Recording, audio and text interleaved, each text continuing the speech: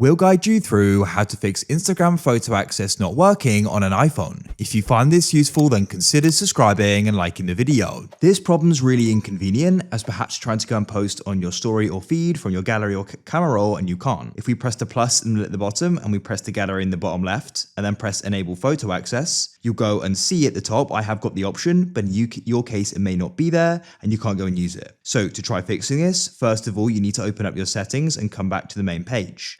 Scroll down and go and find screen time. Scroll down and find content and privacy restrictions. If it's switched on, you then need to go and scroll down and you need to find the option for photos and go and set it to allow changes. Enter in the passcode. If you don't know it, get the person who does know it to enter it. Swipe back and then go to it again and find the option for Instagram and you can give it full access. If content and privacy settings are already off or was already allowed, then to try fixing it, you want to press the volume increase, decrease, and then hold down the side power button. When you see the Apple icon, release and wait for it to start. When it comes back on, try accessing your gallery by pressing enable photo access on Instagram, and then you should see the option and you can tap there and give it full access. Hopefully now you've managed to solve the problem.